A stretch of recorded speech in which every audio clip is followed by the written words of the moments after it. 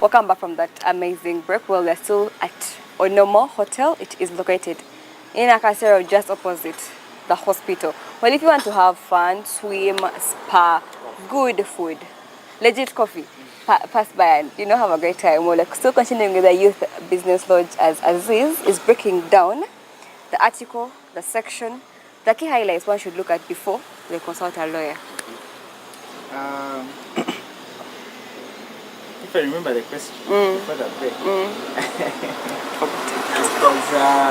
how can one distinguish an article, section, and section? Yes. But it is well. Our legal system is structured in such a way that we have the supreme law, which is above all the other laws. Attachment law is in capital letters. It should be treated in such a way that it's different, and that's the Constitution. So all the provisions, all the writings under the Constitution are regarded as articles. You will not find any other law which has provisions which can be termed as articles. So whenever you hear anything concerning Article what, just know that comes from the Constitution. Now the Constitution creates rights. For example, the right to work, the right to health, education, the right to education, the right to life. Now all the rights that are created under the Constitution, under those articles, they are enforced in different acts of parliament which have the sections. So if a person has a right to life, that's why we have the Penal Code Act of Parliament, which has the sections which prescribe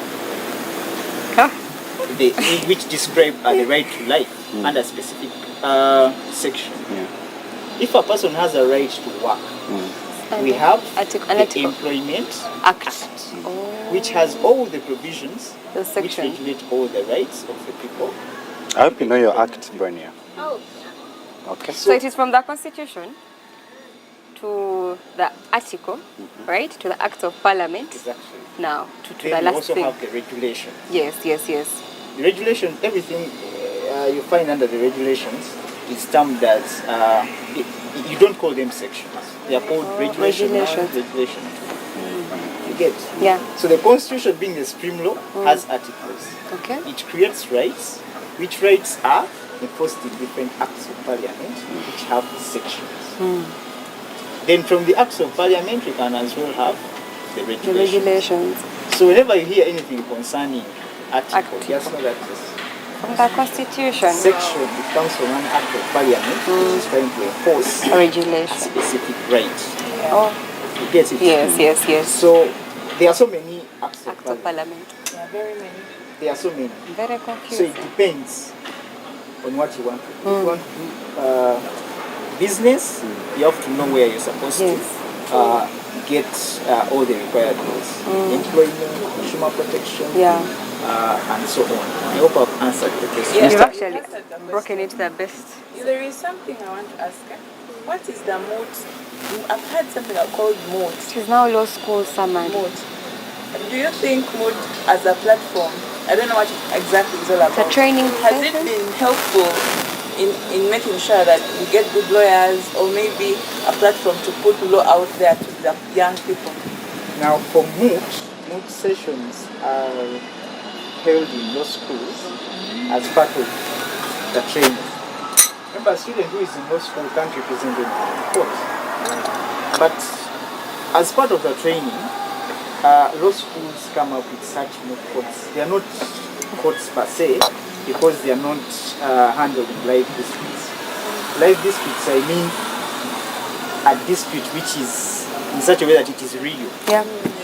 You have a dispute. Someone has killed someone. Someone has killed the other. You get? Now that is a live dispute. You cannot enforce it anywhere. Now for moots, they just come up with a scenario. So that you can be trained. That's why they are called moot courts. So you dress like a lawyer, there is a judge, so that you can learn how to practice in court. So it's part of the training for the lawyer. I thought it's actually a competition. It's like a reform or something. They tend to make them competitions so that students can be more active in them. You get? So that, if I believe that if something is just bare, just like that, most people might not be interested. But there are students at Makerere University who are so passionate, and they say that for me, I want to go to South Africa and win the African mood. I have a friend. On that basis, they can do everything possible. Yeah. But if it wasn't there, you never know. The student might say, "What am I going to do? South I'll Africa?" learn all that at all. Mr. Aziz, we have a challenge where the youth finish their studies, their law studies, which actually takes so long. How long again? 4 years? 6 years? 5 years. Then they have to go for LDC, something like it takes a long time. But then after that, these youth now have challenges to access legal firms, to now start. Where do they start from immediately after, or how can you walk through us your journey, how you started to actually.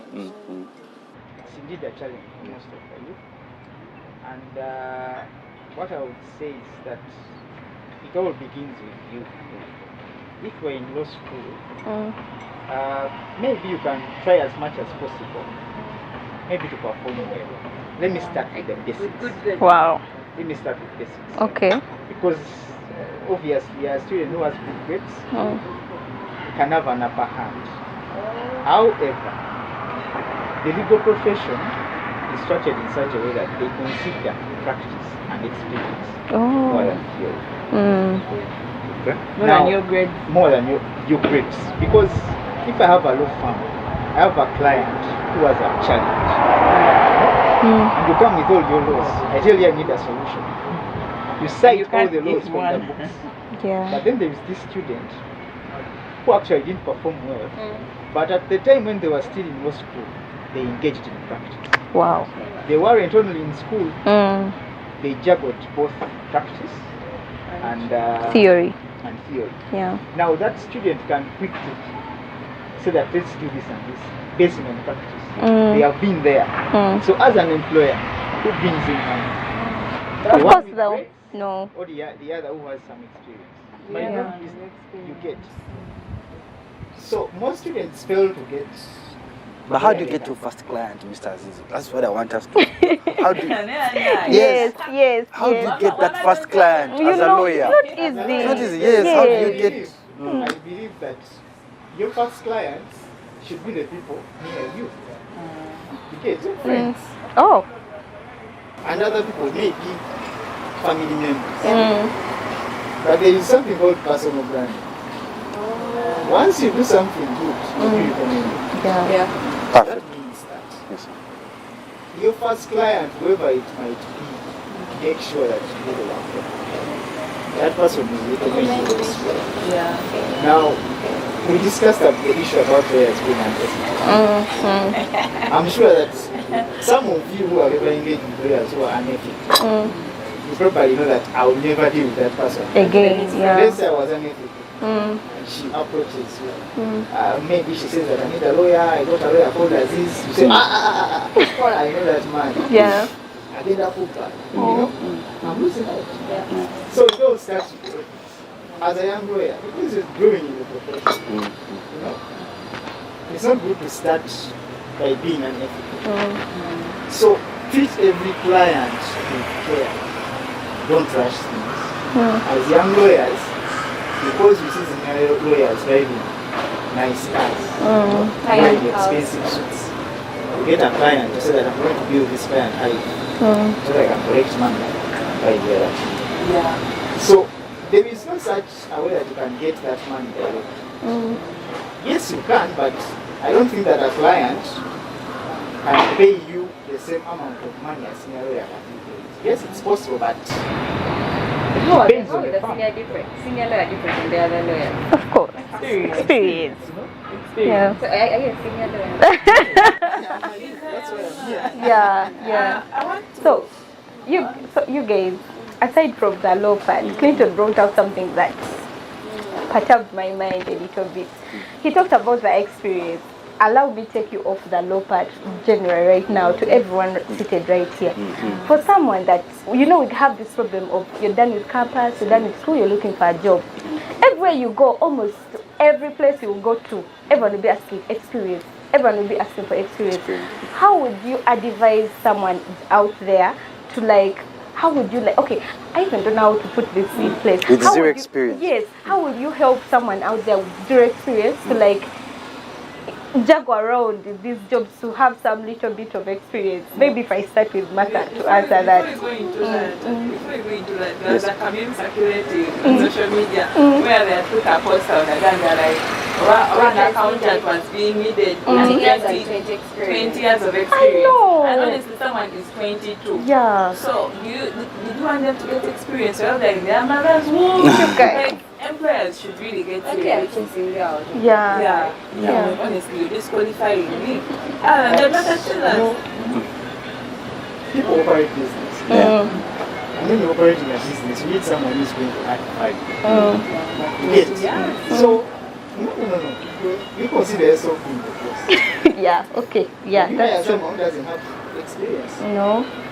Yes, you might say that let me hire that person, but maybe mentor the person. Yes. They can get Mentorship. the experience. Yeah.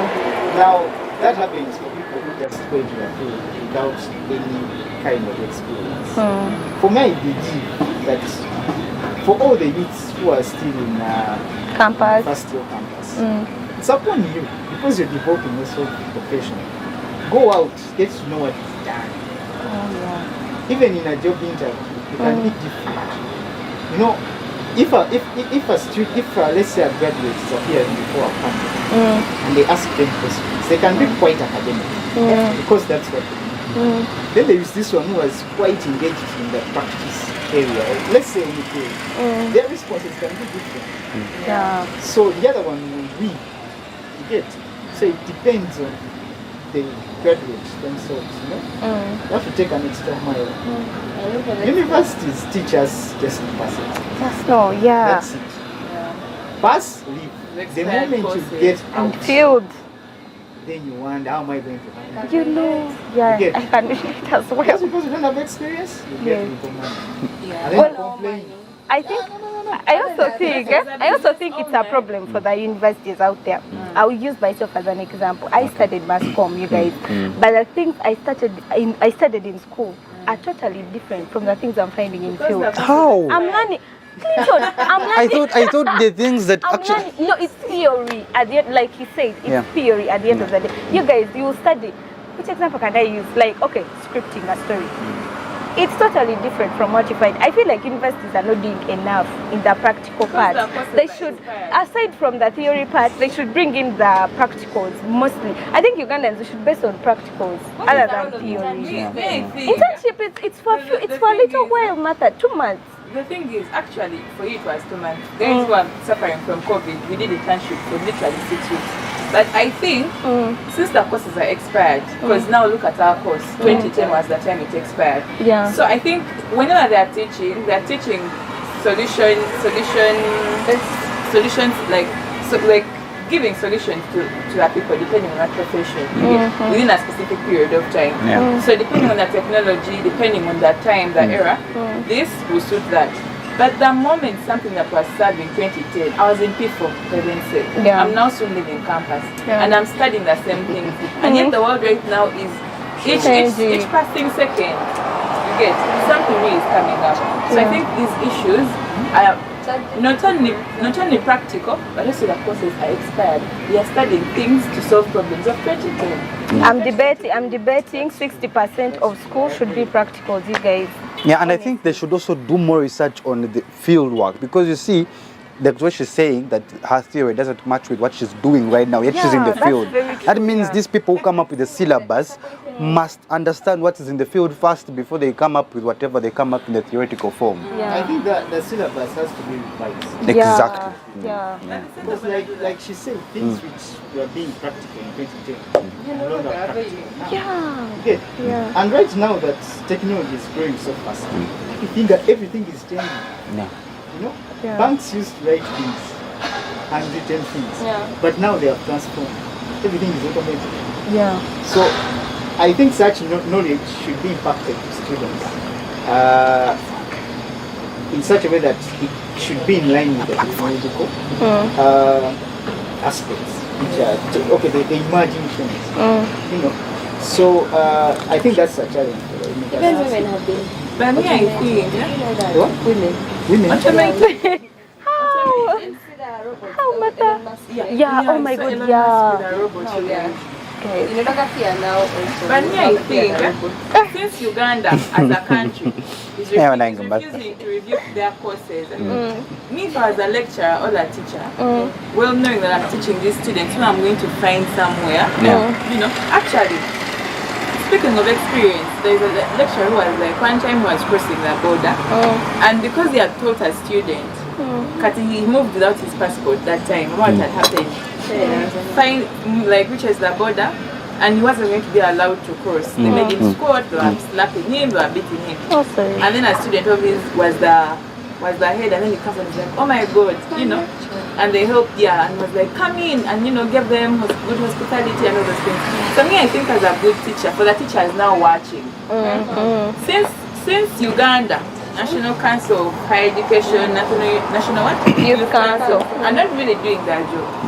It could also start with you, because the teacher teaches the nation. See what works best for your students and apply it before actually the courses are reviewed. I think personal initiative. If you really love the country, if you're really passionate and patriotic, see what you know, and try pitch it in, even if it may not be in the exams, and tell them, my students, this is what is working now, though it's not part of the syllabus. I think that can also help. I don't know. But I should go back and teach your course, like, should get a lecturer and somehow make Masha, technology is taking over the world, and I think also we need to leverage technology with the legal system. I think you and Aziz are going to actually tell us about how can the youth out there use the growing technology to also understand the legal system, because people are on their phones 24/7, people on their computers 24/7 now, but they are not investing in documents of sensible things. Exactly. So how can they use those platforms to understand the legal system? And what platforms are those? A lot has been done. Let me start with the professional details. Because of the emerging trends, social media, I believe that most of the youth, or some of the youth, are actually getting a lot of money by being influencers. Hi Zoe! You get? So I believe that, right now it's a space which is, I would say, which is not professional. Because people just need, I have a phone like any other person. Then you tweet. If I get a gig, they'll give me money and I'll proceed. But for anything to grow, in my opinion, I think that there must be some sort of professionalism. How? Let me use this platform to communicate this. For influencers, I don't know whether they have an association which regulates them, but it is very important. Let's say that association is there. The Uganda Social Media Influencers Association. Brilliant idea. It's that association that can support all the influencers. You get? Let's say I'm an influencer and I want to be part of the association. I register, I become a member. Now, it is that platform that can engage with the rest of with the rest of other legal bodies. Now, there is the Public Relations Association of Uganda. Influencers normally deal with public relations officers who are under another body called the Public Relations Association. Now, if those two work hand in hand, that means that the Public Relations Association can recommend certain influencers for their members. What does that mean? You get That's what I'm trying to mean, that the influencers need to professionalize their business. And then there are also other legal aspects that they do not know, that the lawyers can help them with. The Social Media Influencers Association can work hand in hand with the Uganda Law Society. So the Uganda Law Society can organize sessions together with the association, and they sensitize the influencers about the laws which regulate their space. I normally see influencers influencing businesses, and making a but lot of meetings. illegal. the law prescribes that when you put in there an advert, it has to show that it is an advert. Elsewhere in the world, we have seen companies facing legal suits For influencers? where an influencer posts a post and they tend to pass off as if, okay, let me give you an example. If you're marketing a certain product for Airtel, you're getting money out of it. Yeah. You get? You have to indicate as an That I'm influencer earning. with a hashtag Oh. that this is an advert. Because the UCC guidelines for advertising prescribe that the advert has to be clear. So that they tax you, not No, it's not about tax. It's about fair business practices. Yeah. Because as a part, yes, you can comment that this product is good. But we have seen suits. I always see influencers doing such things like they might market, let's say, I saw one marketing for Standard Chartered Bank. They even included the link that follow this link as a person sincerely, basing on a reasonable mind. Can you just make such a post without being guided? No. And I've seen so are the many of corporate- such. are the companies doing fair practices, business practices, which are in line with the UCC? Not really. Now, can you blame the influencer? No. They just got instructions. Market for me. Do this, do that. Now they can face such consequences. Because I'm sure if one stands up and says that I'm going to institute maybe a claim against this company, the UCC, it can post the influencer and the company.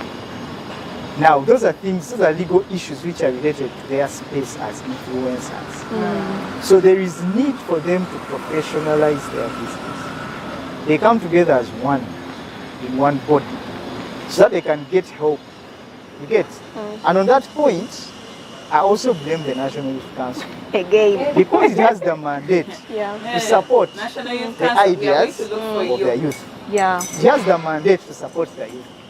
Right now, I'm sure that they can also see, as the body, the corporate body, so they know that there is business for the youth. Wow. You get? In the influencing market. You know? If there is business, how are we going to support? It can be the corporate body, the National Youth Council itself. We engage with the influencers that, you know what, make the association, it's going to help you in such and such way. Yeah. There they are getting a tick. Yeah. Especially the legal You get? way. Yeah. They are getting a tick as And they're being protected. council. Yeah. The youth are benefiting. Yes. Because if I know that now the influencer space is being, It's still raw and still, it's a jungle. you get, but the association can as well add some flavor. It can actually become a profession. Yeah. One can proudly stand up and say, I'm a social media influencer, I'm a digital influencer. Wow. And I'm part of the Social Media Influencers Association and I'm a member. You can say that as a youth.